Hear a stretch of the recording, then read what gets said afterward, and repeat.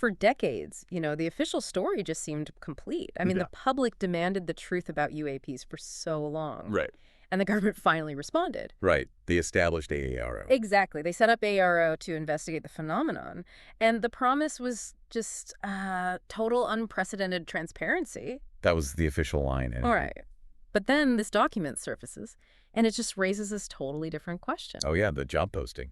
It's wild. It's a recently uncovered listing for this very transparency office posted through a defense contractor.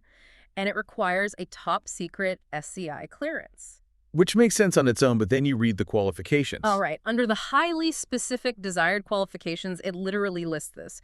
Quote, knowledge of influence operations, information operations, or deception activities. Deception activities. I mean, what? It's the kind of detail that just forces you to completely reevaluate the entire timeline. Absolutely. Because what we know for certain is that the Pentagon is tracking objects they claim they can't identify. But what remains unknown is whether they are genuinely baffled by these encounters or if they're, executing this carefully orchestrated campaign of misdirection. It's like hiring someone with a background in deception to run your transparency office. Yeah. That's like hiring a master illusionist to audit a casino. That's a great way to put it. You just have to ask, what exactly are they trying to make disappear? Because when an organization explicitly seeks personnel skilled in deception, you have to view every public statement with extreme scrutiny. Every single one. And that is exactly our mission in this deep dive today. We are tearing into the newly released and severely delayed FY 2025 AAR UAP report. Finally released. Finally. Yeah. But we aren't just, reading the official line here. We have to cross-reference it. Right. Today, we are cross-referencing this report with the explosive Peer or SUSU declassification releases. Which are huge. Massive. Plus whistleblower testimonies and that scathing op-ed by former Deputy Assistant Secretary of Defense Christopher Mellon. We really do have a massive stack of sources today. We do. And they all point to this trail of massive contradictions. Right. And to follow that trail, we have to separate the verified facts from the bureaucratic narrative. So where do we start?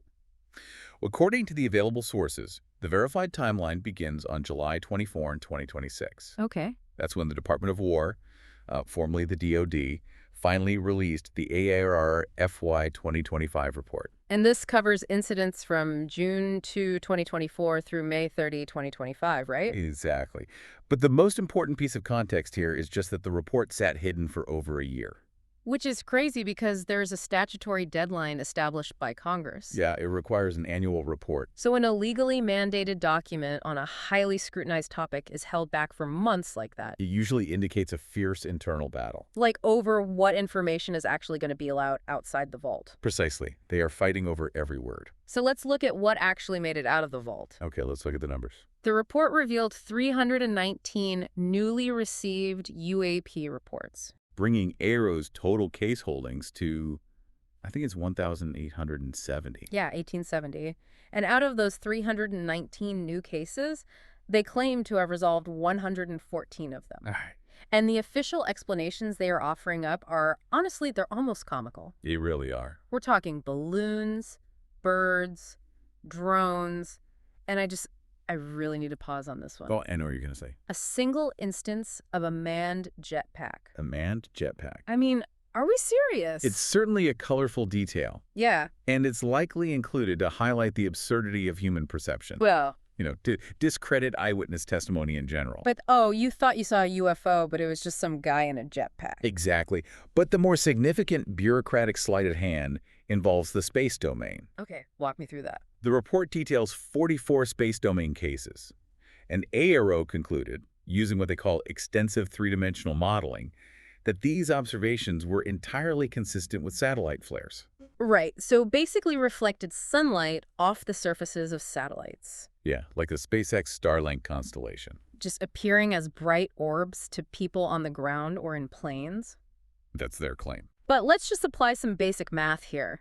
because their own data contradicts this framing completely. Oh, absolutely. The report explicitly states that 73% of all described UAPs in their files are characterized as orbs, spheres, or round lights. 73%. That's almost 3/4 of nearly 2,000 cases. And that statistical breakdown is exactly where the official explanation starts to fray. All right. If the vast majority of all sightings across the globe, reported by military personnel and civilians alike, are uniform in shape, Yeah. how statistically likely is it that they are all just weather balloons and satellite flares? It makes no sense. I mean, satellite flaring's a real phenomenon, sure. It is, yeah. But it is highly predictable. A satellite flare moves on a fixed orbital trajectory. It doesn't deviate. And it certainly doesn't actively engage with a fighter jet. If you're listening to this and wondering why this even matters, just imagine you're a highly trained Navy pilot. Right. You know what a satellite looks like. You're trained to know. You know what a weather balloon looks like. If these are just tricks of the light in the upper atmosphere, why are we getting sensor data of these objects dropping from 80,000 feet to sea level in seconds? Because a trick of the light doesn't show up on radar and infrared simultaneously. No, it doesn't. Which is why the AARO report's reliance on 3D modeling of satellite flares is so problematic. Yeah. They are taking reports that describe intense, bright orbs and neatly filing them away as solved based purely on appearance. Just writing them off. By doing so, they are entirely ignoring the kinematic data. The actual movement. The movement, the impossible acceleration, and the performance of these objects recorded by multiple overlapping military sensor platforms. It's just classic misdirection. Nearly. You focus the audience on the 114 cases you can explain away. The birds, the balloons, the rogue guy in a jetpack. To distract from the details that break your boring narrative. Because buried deep in this same report, there are details that absolutely shatter it. We really need to talk about the swarms. We do. Huh. Tucked away in the document is the admission that the office received 50 notifications involving unmanned aerial systems.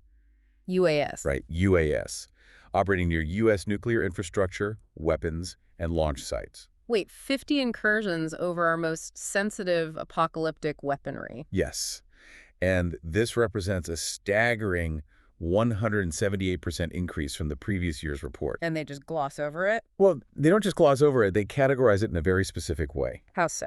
AARO classifies these strictly as UAS drones, essentially. Okay.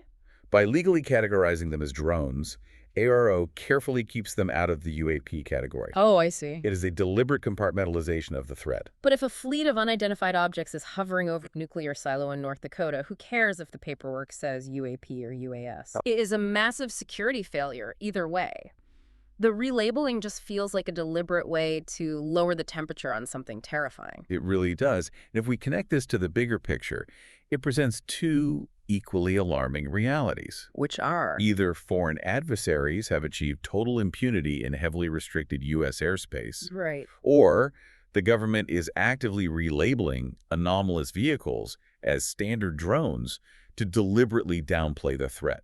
Man. And that relabeling theory becomes much stronger when you analyze the single maritime case that AARO admits is still in their active archive. The Virginia Coast incident. Yes. The report casually mentions that U.S. Navy assets off the coast of Virginia were swarmed by roughly 100 airborne UAPs and 2 uncrewed surface systems. 100 objects. 100 airborne objects and 2 surface vessels executing a coordinated swarm against a United States Navy fleet. And AARO claims they're still actively investigating it, offering no further conclusions. Imagine being a sailor on one of those ships. It would be terrifying. 100 unknown objects drop out of the sky and surround your fleet, and it just gets buried in a few sentences in a bureaucratic report. It's wild. Think about the geopolitical stakes here. If China or Russia sent 100 drones to swarm our warships, it's an international incident. It's an active war. Exactly. The entire Pentagon would be on high alert demanding billions in new defense spending. Absolutely. But instead, there's just crickets. So if it's not a foreign adversary, what is it? That is the exact question the Pirasu declassification wave has forced into the public consciousness. Oh man, the Pirasu releases. This is where the government basically lost control of the dam. They really did. So we have this February 2026 executive order.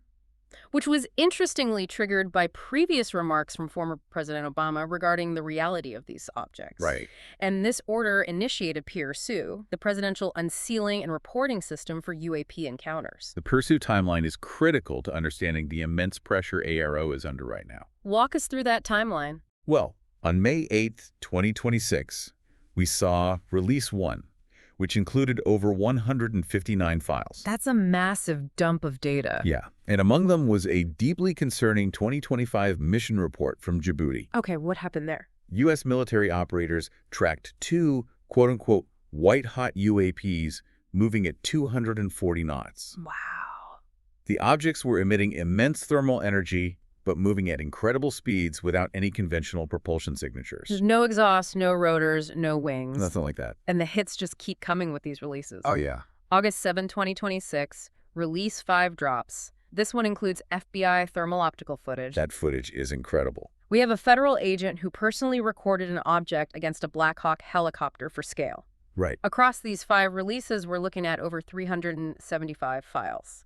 And according to the data analysis, 66% of these files show objects exhibiting extraordinary non-prosaic capabilities. Which brings us to a very important piece of the puzzle, the secret technology timeline. This is where we have to look at the long-hidden history of FRC, which stands for Field Reverse Configuration, and CFR, Compact Fusion Reactor, Plasma Technology. Okay, stop right there. Let's break this down because this gets incredibly dense. It does. What exactly is a field reversed configuration? We need an ELI 5 for this because when I hear plasma, I think of lightning or the sun. Right. I don't think of a solid object that can fly around and swarm a battleship. It is a difficult concept to visualize, I admit. But let's look at the declassified physics. Okay. According to the Secret Military Technology Research Institute timeline, Los Alamos National Laboratory and the Air Force Research Laboratory have been studying high beta plasma stability since the 1950s. Wait, before we move on, what does high beta mean in this context? Good question. In plasma physics, beta is simply the ratio of plasma pressure to magnetic pressure. Okay. A high beta plasma means the outward pressure of the hot gas is roughly equal to the inward pressure of the magnetic field containing it. So they are balancing each other out. Exactly. Imagine blowing a smoke ring. Right. It holds a distinct, solid-looking shape for a few seconds because of its internal fluid dynamics. A field-reversed configuration is a much more extreme version of that. So it's like a smoke ring, but made of energy. Basically, it's a toroid, a donut shape of ionized gas that holds itself together using its own internally generated magnetic fields. Okay, so it's essentially a self-contained, magnetically sealed ball of lightning. That's a good way to picture it. But how does that become an engine or an aircraft? That is where the Compact Fusion Reactor, or CFR, comes in. The CFR? Yes.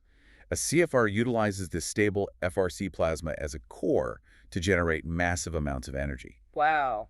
For decades, public science claimed this was incredibly difficult to stabilize for more than a fraction of a second. Because it's essentially trying to hold a star in a jar. Exactly. But the declassified timeline shows that by the late 1990s and early 2000s, clandestine programs at places like Lockheed Martin's Skunk Works achieved significant breakthroughs in magnetized target fusion. Wait, really? So they solved it? It appears so. They didn't just learn how to stabilize these plasma structures. They learned how to weaponize and field them. Which directly connects to a deeply disturbing encounter detailed in the ODNI UAP D001 file. Yes, the 2025 incident. Late 2025, Western U.S. test range. A senior U.S. intelligence officer gives a first-hand account of a military helicopter encountering a swarm of these things. It's a chilling report. He describes countless orange orbs swarming against a mountain backdrop. 2 large, oval orbs, orange with white-yellow centers, stationary near the helicopter, emitting intense light in all directions. The kinematic behavior reported in that file is crucial here. Because of how they moved. Exactly. The officer reported that one of the objects literally split in two and accelerated instantaneously. Split in 2. Yes. And the orbs then chased scrambled fighter jets and formed a perfect triangle pattern in the sky before just disappearing. And the analysis in the file explicitly states that this description is perfectly consistent with ESTS plasma physics. Yes. Electron spiral toroid spheromac. What is an ESTS? An ESTS is an advanced theoretical model of plasma confinement. Think of it as a tightly wound ball of electromagnetic energy. Okay. Because it is a plasma structure and not a solid metal craft, it can do things that seem to violate the laws of physics. Because it's not bound by aerodynamics the way a plane is. Exactly. It has virtually no mass compared to an airplane. Therefore, it can accelerate instantly.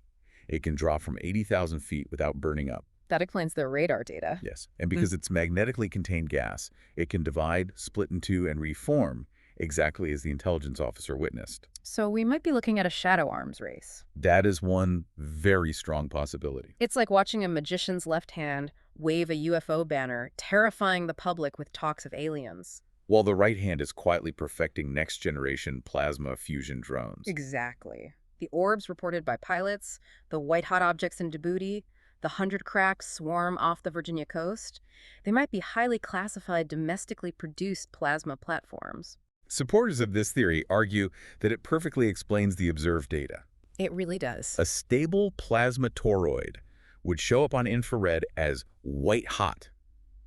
It would appear to the naked eye as a glowing orb. Right. And because it interacts with the environment electromagnetically, it perfectly explains the avionic interference and radar jamming frequently mentioned in UAP reports. Hold on. Let me just play devil's advocate for a second. Sure.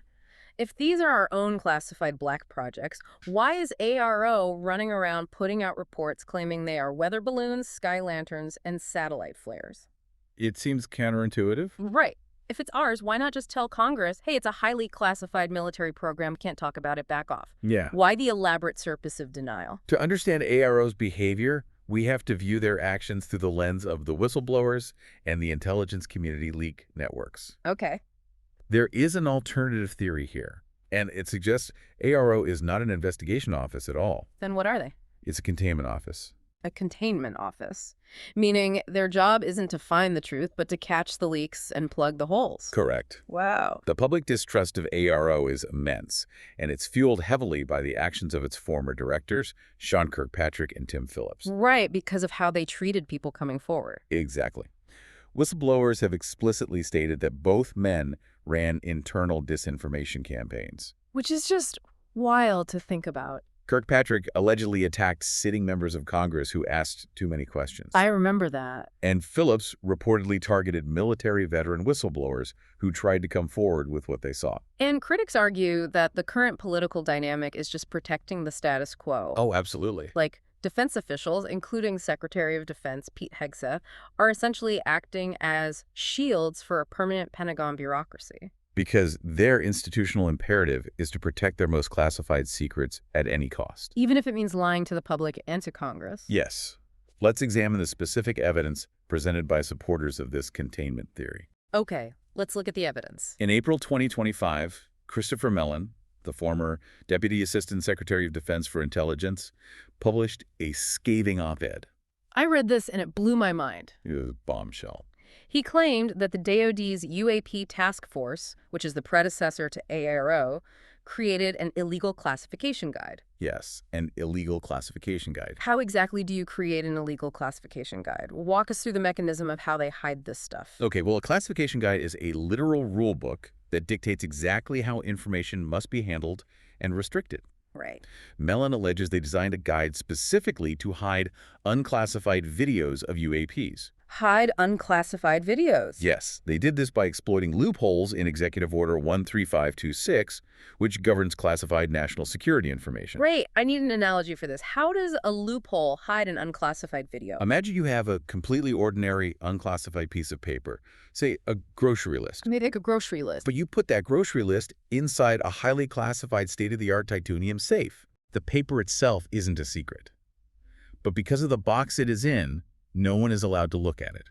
Oh, wow. The Pentagon applied this logic to sensor data. If a highly classified radar system captures a video of an unclassified object like a balloon or a UAP, they classify the video not because the object is secret, but because revealing the video might reveal the capabilities of the radar system that filmed it. So they threw a blanket of pseudo-secrecy over visual evidence, legally trapping it within the Pentagon's vaults. Yeah. And AARO inherited this exact same system of obfuscation. They did. But it gets even darker when you look at the Kona Blue exploitation program. Kona Blue, yeah. Dr. James Lakatsky, who ran the Advanced Aerospace Weapons System Applications Program, or AAWSAP, Right. he went on the record. He admitted that the U.S. has an exploitation program for at least one craft craft of unknown origin. Which is a massive admission. Huge. He revealed that Kona Blue, a Department of Homeland Security program designed to study and exploit this technology, was very real and never actually ended. It just migrated. And we also have the confirmed expansion of a Special Access Program, or SAP, in 2021. I saw that in the sources. According to the records, this program was explicitly expanded to include the reverse engineering of anomalous technology. Yet, in the face of all this documented history, AARO's official reports confidently conclude there is no verifiable evidence of any reverse engineering programs. Right. How do they legally justify that statement when guys like Lakatsky are on the record? Well, according to the available sources, critics point out that AARO uses a highly specific, legally insulated tactic to neutralize these whistleblowers. What tactic? They invite witnesses in to testify voluntarily for what they term a historical record. Okay, sounds reasonable on the surface. But crucially, they deliberately fail to record the interviews. They don't record them. No audio, no video. In 2026, an official government oversight office takes whistleblower testimony on the most sensitive subject in human history, and they don't hit record. That's the claim. That is a black hole for testimony. Exactly. Without a recording, there is no verifiable proof of what the whistleblower actually disclosed. Oh, I see. AARO can then publish a heavily sanitized historical report, cherry-picking basic, prosaic details and omitting anything that points to classified reverse engineering or anomalous tech. It is a bureaucratic filter designed to capture and kill explosive information. That's what the critics argue. Which perfectly aligns with that job posting from our hook. The deception activities. Yes. Knowledge of influence operations, information operations, or deception activities. It makes perfect sense in this context. If your goal is to lure whistleblowers in, suppress their actual testimony, and legally hide unclassified videos inside classified safes, you absolutely need an expert in deception. You need an operator, not an investigator. Exactly. And this leads us directly into the glaring logical flaws within the source material. The contradictions. Yes. If you read the FY 2025 AARO report closely, it is riddled with contradictions. It really is. This is where the official explanation and the alternative interpretation begin to diverge sharply. And AARO's own words start to betray them. Definitely. Let's start with the most obvious contradiction. AARO explicitly states repeatedly that they have found absolutely no evidence that the U.S. government possesses recovered UAP material or off-world technology. None. Right, they are very firm on that. But in the exact same report, they outline that they are, quote, developing procedures for handling such material should such materials ever come into the possession of the USG, end quote. It is a remarkable piece of cognitive dissonance. It's absurd. You do not spend millions of taxpayer dollars drafting complex, multi-agency procedures for handling non-human technology if you are absolutely certain such technology does not exist. Right. It implies a bureaucratic preparation for an eventuality they publicly claim is pure science fiction. You don't buy fire insurance if you don't believe fire exists. It's like a perfect way to look at it. And then there's how they handle historical cases. Let's look at the Aguadilla, Puerto Rico incident from 2013. Oh, the Aguadilla case is fascinating. A thermal camera on a Customs and Border Protection aircraft filmed an object flying over land, crossing into the ocean, traveling underwater without losing speed. Transmedium travel. Yeah, and then splitting into two separate objects. It remains a highly anomalous event by any standard of physics. Yet, in March 2025, AARO released an assessment concluding the objects recorded did not demonstrate anomalous flight characteristics. And they said they were likely what? Sky lanterns. Sky lanterns. Are you kidding me? A paper bag with a candle in it? That's hard to believe. Flying at high speed, diving into the ocean without going out, traveling underwater and splitting in half. You cannot be serious. AARO's conclusion entirely ignores previous independent scientific studies. Like studies that actually looked at the data. Exactly. Studies that analyzed the thermal data, the wind speeds, and the kinematic behavior of the object. Right. Which definitively ruled out wind-driven objects like lanterns. AARO is forcing a prosaic conclusion onto data that simply does not support it. But the absolute masterpiece of contradiction is how AARO treats the history of the Air Force. The historical report. Yeah. The AARO historical report completely clears the USAF of any cover-ups. They state, for the record, there is no evidence that any information was illegally or inappropriately withheld from the public. Yet, simultaneously, AARO admits in their own documentation that historic government programs like Project Grudge explicitly sought to debunk sightings. Yes, The official, documented mandate of Project Grudge was not to investigate anomalies. No, it wasn't. It was to explain them away, to minimize them, and to manage public perception through psychological warfare tactics. You can't have it both ways. You really can't. You can't stand at a podium and say, well, we investigated ourselves and found we never lied, and then in the next breath say, oh, but that one historic project, yeah, that was entirely a psychological operation to lie and debunk. It defies basic logic. It just doesn't add up. You Yeah. can't help but feel like the whole system is panicking. Well, the contradictions are so severe that they do suggest a bureaucracy under immense stress. Yeah. AARO is not operating from a position of strength right now. They're operating from a position of panic. And to understand why they are panicking right now, we have to look at the timeline. The convergence. Yes, we have to look at the year 2025. This is where it all comes together. Years ago, whispers circulated on forums, leak networks, and whistleblower channels that government personnel were under a strict gag order regarding UFOs. I remember hearing about that. But the rumor always came with a highly specific expiration date. They were allegedly told they would not be allowed to discuss the topic publicly until the year 2025. At the time, it sounded like just another wild internet conspiracy. Totally. A convenient, arbitrary date pushed into the future to keep people guessing. But look at what actually happened as we approached 2024 and 2025. The timeline converged exactly when the rumors said it would. Let's look at the legal mechanisms that snapped into place. Yeah. We had the Fiscal Year 2024 National Defense Authorization Act, the NDAA. Which was a massive piece of legislation for this topic. It wasn't a suggestion. It legally required all government agencies to hand their UAP records over to the National Archives and Records Administration, or NANR. And that was by October 2024. Right. Classified and unclassified, everything had to go. That NDAA provision was a statutory time bomb. It really was. 6 months after that handover, the materials were mandated to be digitized and made available to the public. Which is huge. And shortly after that mechanism was engaged, the peer-sued directive was activated by executive order. Right, the walls were closing in on them. The legal walls of secrecy, built up over 75 years, dating all the way back to the 1951 executive orders on classification, were finally hitting their statutory expiration dates. The dam was breaking. Exactly. The permanent bureaucracy realized they could no longer hide behind indefinite classification. Right. The loophole of putting unclassified papers in classified safes was being outlawed. And this synthesis explains AARO's current behavior perfectly. How so? AARO is rushing to release reports. They're pushing them out to artificially attribute 73% of sightings to satellite flares and weather balloons. Right. Precisely because they know the raw data is about to hit the National Archives. Oh, I see. They are engaging in a massive campaign to pre-bunk the disclosure. That's exactly it. They are trying to define the narrative before the public sees the unredacted file. Because they know we are going to see 100-craft swarms over Navy fleets. And plasma orbs chasing fighter jets. And thermal footage of impossible physics. Yes. So they are aggressively flooding the zone with sky lanterns and manned jetpacks. Trying to make the whole thing seem like a joke before the real data drops. And that brings us back to the hook. The deception activities job posting. It wasn't a mistake. It wasn't an HR typo. It was a desperate necessity. Exactly.